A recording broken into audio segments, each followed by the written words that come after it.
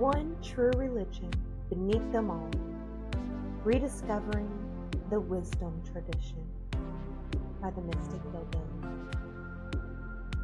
Before there were temples or doctrines, there was wisdom.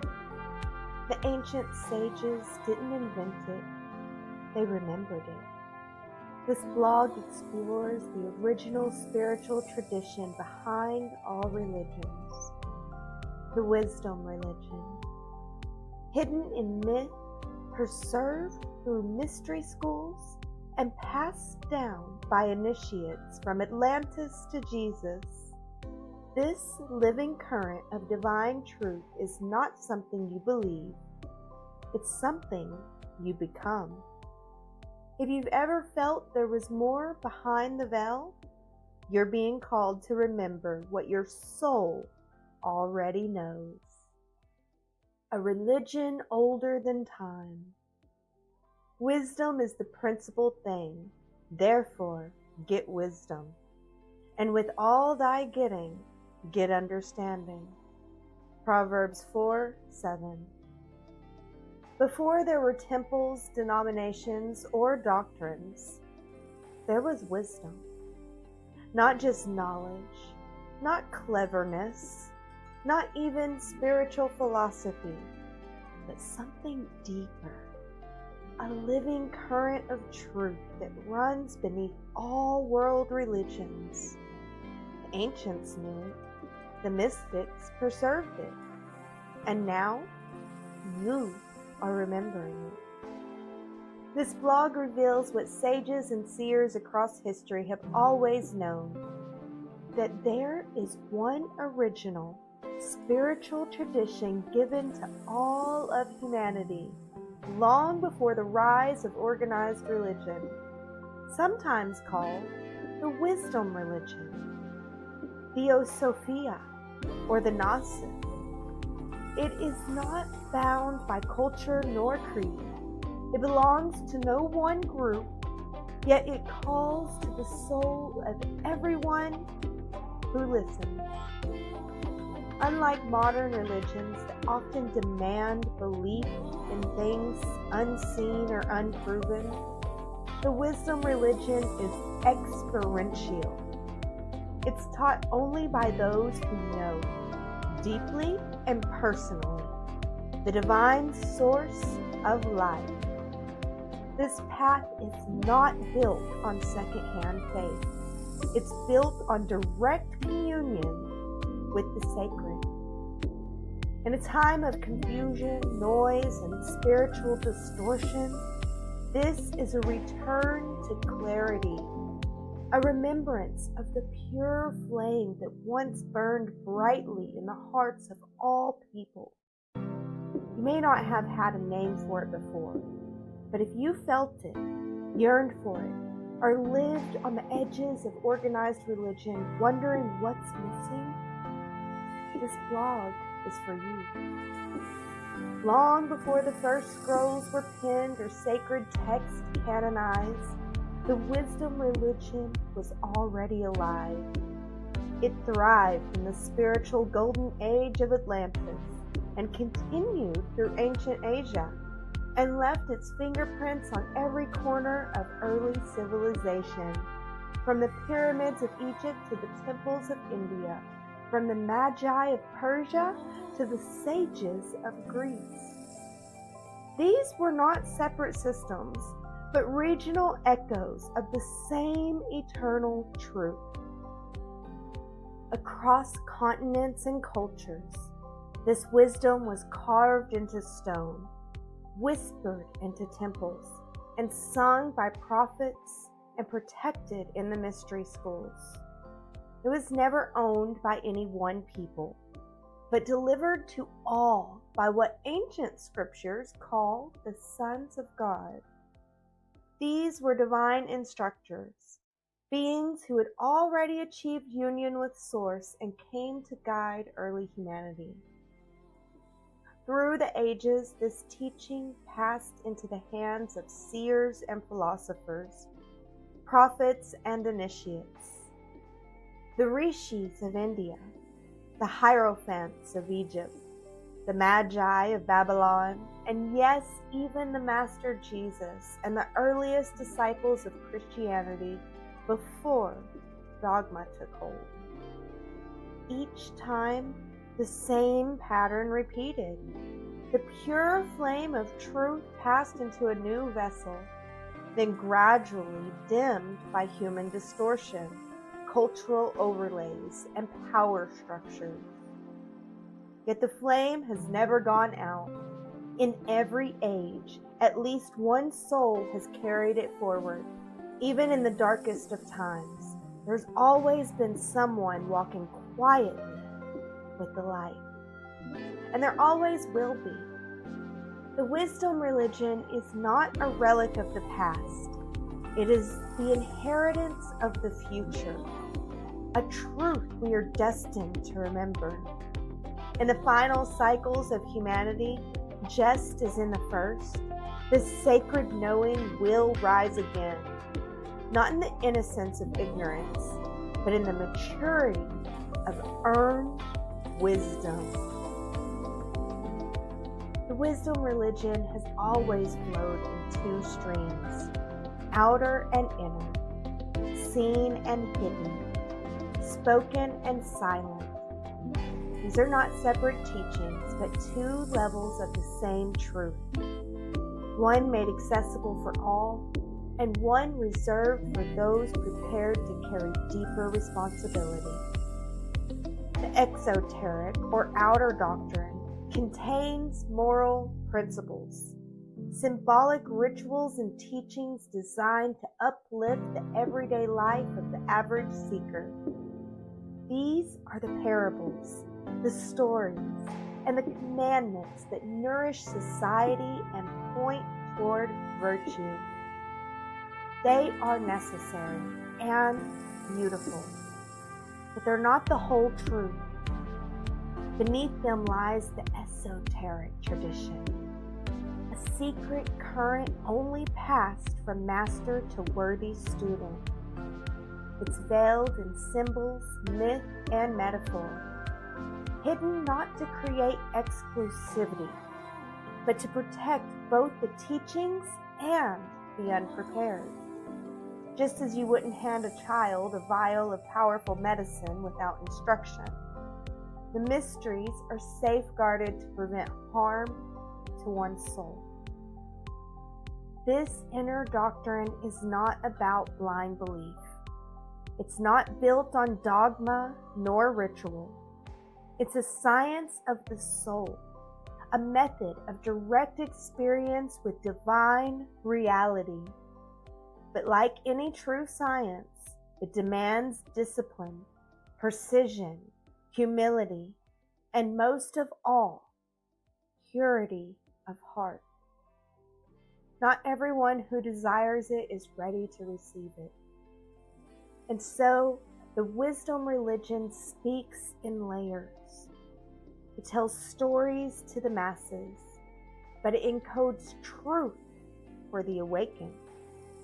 Its parables are bread for all, but hidden within them is the wine of the sacred. Only those who have cultivated the inner eye, what the text called, illumined by the light of the Christ, can perceive the full meaning. You may ask, if the wisdom religion is so powerful and true, why isn't it openly taught? Why is it wrapped in mystery, guarded by allegory, and revealed only to a few? Because some knowledge, if misused, can destroy. The inner teachings hold the power to awaken dormant facilities of the soul, to interact with the invisible realms, and to bend unseen forces.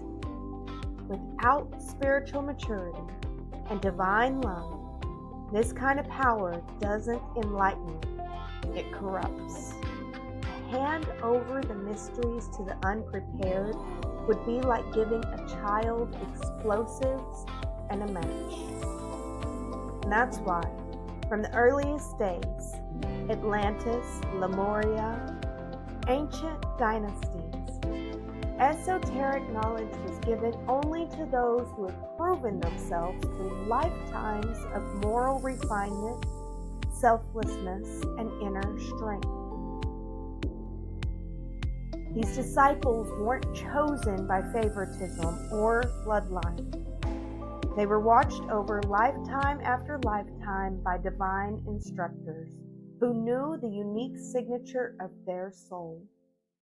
Only when the disciples' heart was stable, their ego subdued, and their motives purified, was the door to the deeper truths open.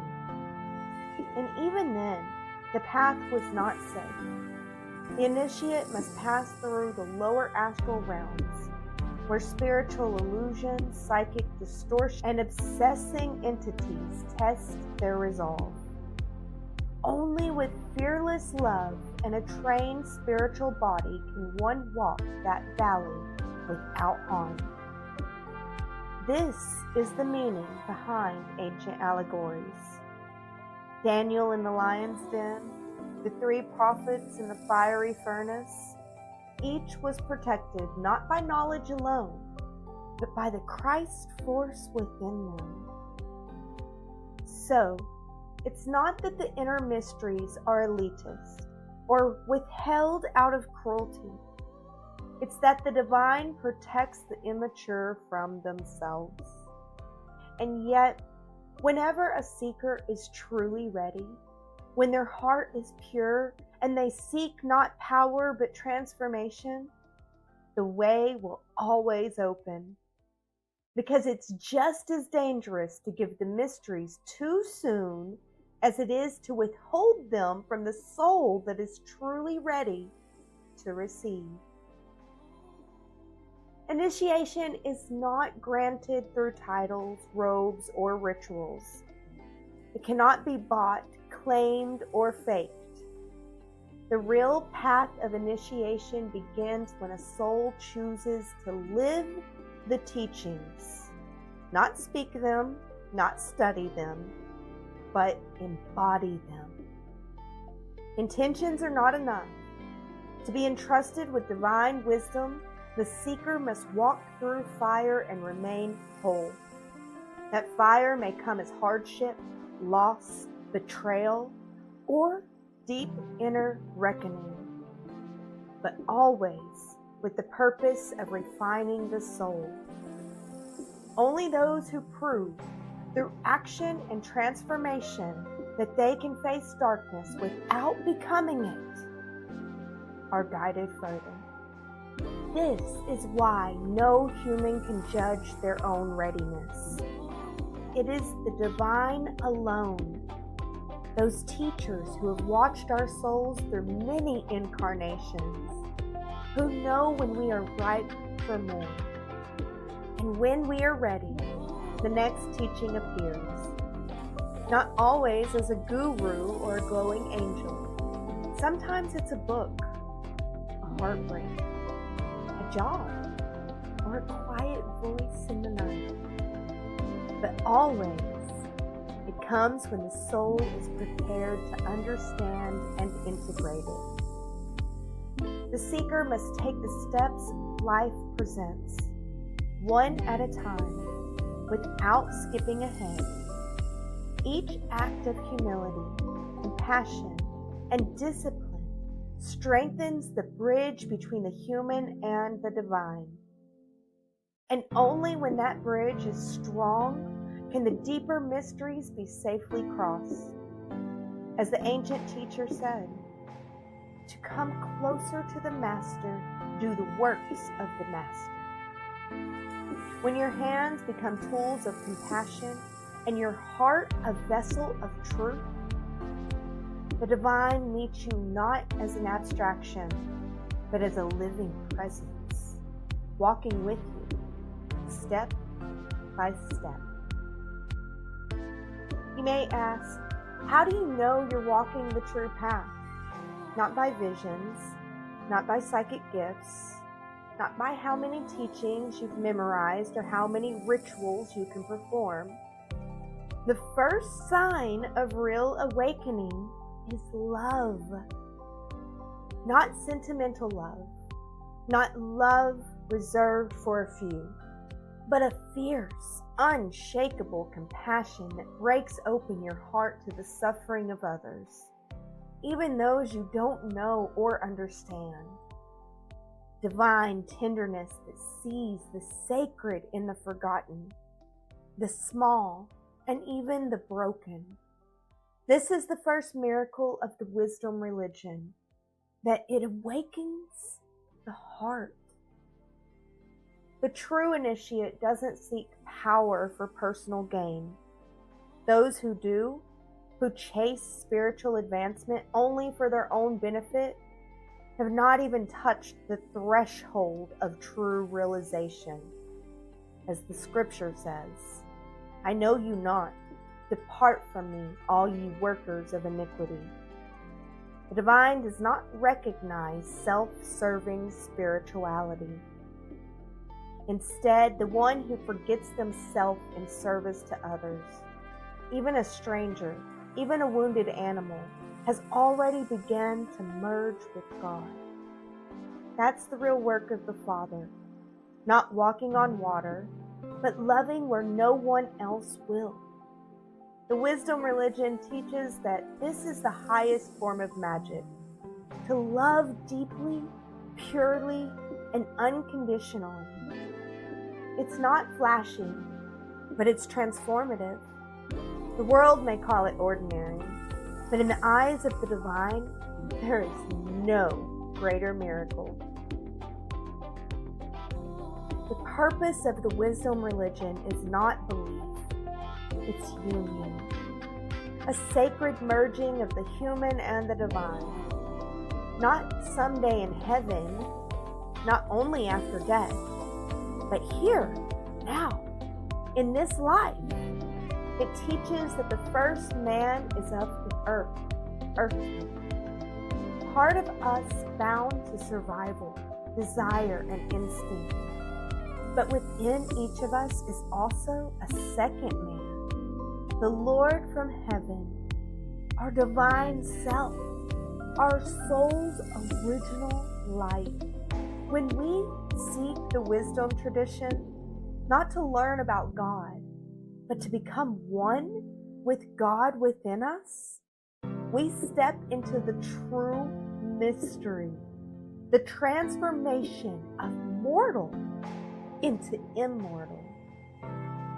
This union does not come through ceremony or belief alone. It comes through nourishment, feeding the spiritual body with divine realization, the way the physical body is fed with bread.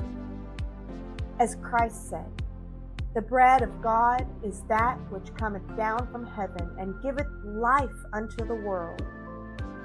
This is not a poetic metaphor. This is a living truth. The soul must be fed with divine experience, or it withers. This is the only true path of attainment. And as the divine grows stronger within us, the man of sin, the ego, the animal self, is burned away in the sacred fire. This is not total destruction, it is alchemy. The personality is not destroyed, but refined into a vessel of light. The earthly image fades and the heavenly image is revealed. The deepest secret of the esoteric teaching is this. It is not only possible to sense the divine, but to embody it also. To become a living bridge between God and the world.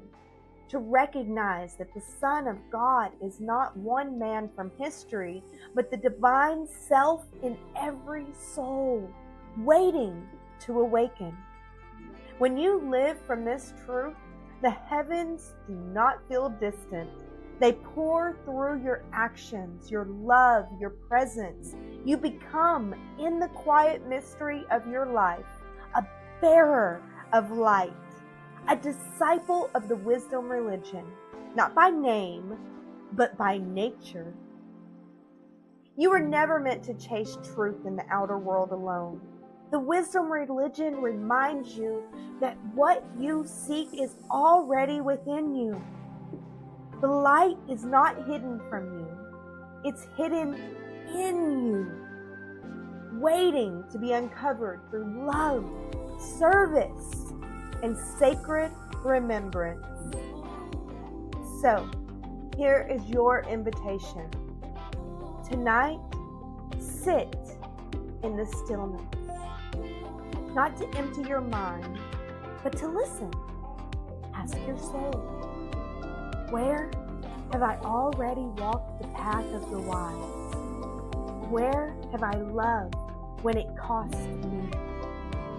Where have I chosen truth, even when it was quiet?